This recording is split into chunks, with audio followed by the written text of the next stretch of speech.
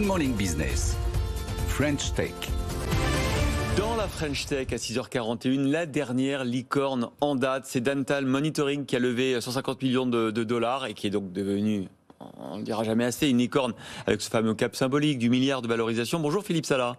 Bonjour, merci de me recevoir. Vous êtes cofondateur et PDG de Dental Monitoring. Vous étiez évidemment avec nous hier soir sur le plateau des BFM Awards car on a reçu toutes les licornes de l'année 2021 à la et pyramide toutes les licornes françaises, c'était vraiment un moment incroyable. Dental Monitoring, c'est quoi? Alors c'est un outil d'aide au suivi et à la gestion des patients par les dentistes, c'est ça? Exactement.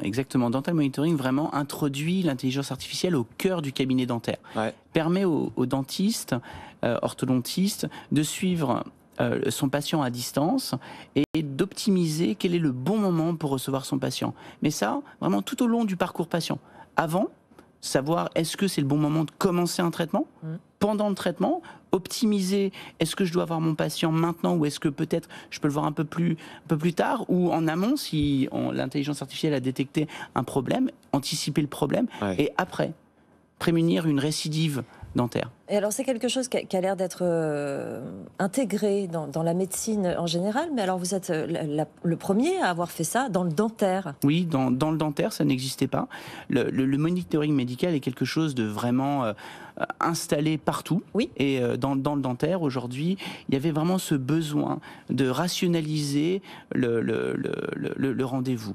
Pourquoi? Parce que partout dans le monde, c'est pas spécifique à la France, il y a une pénurie de dentistes, d'orthodontistes, et attendre 4, 5, 6 mois pour pouvoir voir son praticien, c'est quelque chose de difficile à entendre. C'est quand même fascinant parce qu'on découvre ce métier effectivement de la gestion des patients par les cabinets dentaires. Quand on voit votre valorisation, 1 milliard, quand on voit votre croissance, 400 employés dans 18 pays, des bureaux à Paris, à Austin, à Londres, à Sydney et à Hong Kong. Moi, je découvre ce matin l'importance, effectivement, de l'IA appliquée à la gestion de ces patients. C'est vraiment un champ d'expertise impressionnant. Ce qui se passe, c'est que le marché dentaire, c'est quand même un gros marché, c'est plus de 500 milliards de dollars. Et il restait un peu artisanal dans la manière dont on... Tout à fait. Dans la gestion du flux, dans la gestion des rendez-vous patients, c'était quand même quelque chose qui était un peu artisanal. Et donc, nous avons permis à ces dentistes vraiment de synchroniser l'acte clinique avec le besoin de cet acte clinique. Et ça, évidemment, ça a une grande valeur pour le patient et donc aussi pour le praticien. C'est-à-dire que le patient, il est aussi informé au fur et à mesure de son calendrier des prochains mois, de ces rappels de visites régulières, de la manière dont les interventions qu'on a faites dans sa bouche vont devoir impliquer tel et tel rendez-vous? C'est un peu ça. Mais alors, ça va vraiment plus avoir un lien avec la clinique. Le docteur va pouvoir vraiment suivre cliniquement ce qui se passe dans la bouche du patient.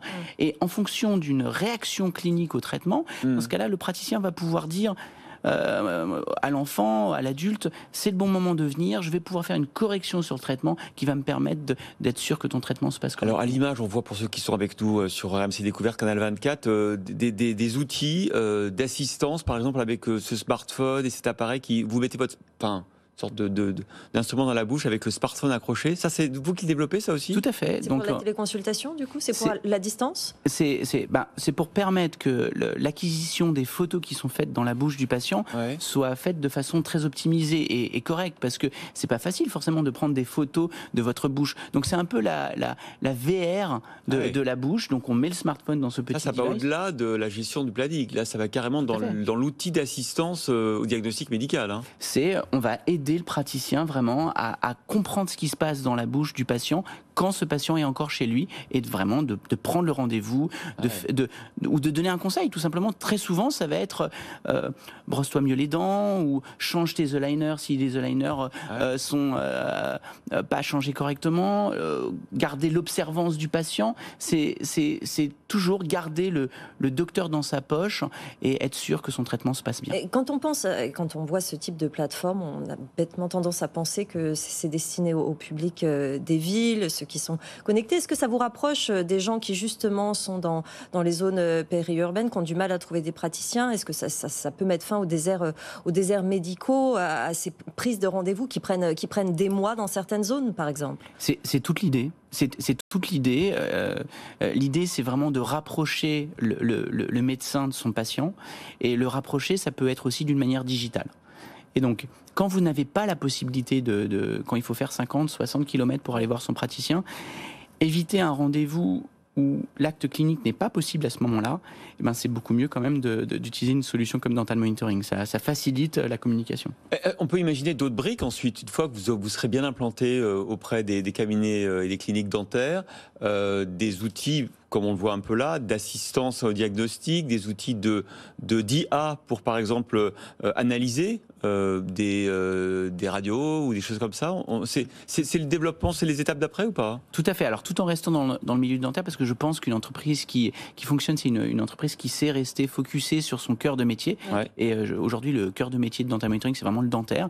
Mais oui, utiliser nos algorithmes d'IA dans la radio, l'assistance à l'analyse de radio est vraiment une des perspectives, mais très proches de Dental Monitoring. Parce qu'avec 150 millions d'euros, c'est beaucoup. Qu'est-ce que vous avez de dollars? Qu'est-ce que vous allez en faire là, de cet argent? Vous avez commencé à le dépenser? Alors, on continue notre croissance, donc on va continuer à beaucoup embaucher. On a plus de 200 à 300 postes ouverts en France dans tous les types de départements et à l'étranger, continuer notre conquête, si on peut dire comme ça, mais justement, de l'étranger. Tous les pays sont pertinents pour Dental Monitoring? Oui, le milieu du dentaire est relativement uniforme Oui. dans son besoin. Ouais. Et donc on est représenté de façon assez miroir du marché local. Si le plus gros marché au monde est dans le marché américain, notre plus grosse présence va être américaine. Notre représentation française est vraiment proportionnelle à la taille du marché français. Vous avez des concurrents, notamment aux États-Unis, ou vous êtes un peu précurseur? Non, on est précurseur, on est les premiers, et particulièrement en plus avec l'application de l'intelligence artificielle, on a pris une grosse longueur d'avance. Et comme je l'entendais hier à BFM, pendant les BFM Awards, les ingénieurs français, les chercheurs français sont très talentueux, très en avance, oui. très en avance sur ces technologies. Et très demandés. Et assez demandé. Ouais. Et justement, vous allez avoir peut-être un peu de mal à recruter. Vous pensez que vous allez trouver le personnel nécessaire dans vos recrutements? Alors, je pense que le recrutement, de manière générale, a toujours été une difficulté pour toutes les entreprises. Oui. Mais c'est tout le cadre qu'on essaye de donner à nos employés, qui est ce qu'on appelle, on les appelle les DMers, Dental Monitoring DMers. C'est un cadre, je pense, vraiment bienveillant et où l'innovation est au cœur de leur quotidien. Donc, non, finalement, on a quand même pas mal de demandes de personnes qui veulent rejoindre, surtout les équipes de R&D, Oui. parce qu'on fait quand même quelque chose d'assez dur. Et quand c'est dur, les ingénieurs aiment le faire. Voilà, Philippe Sella, cofondateur et PDG de Dental Monitoring, la dernière licorne française.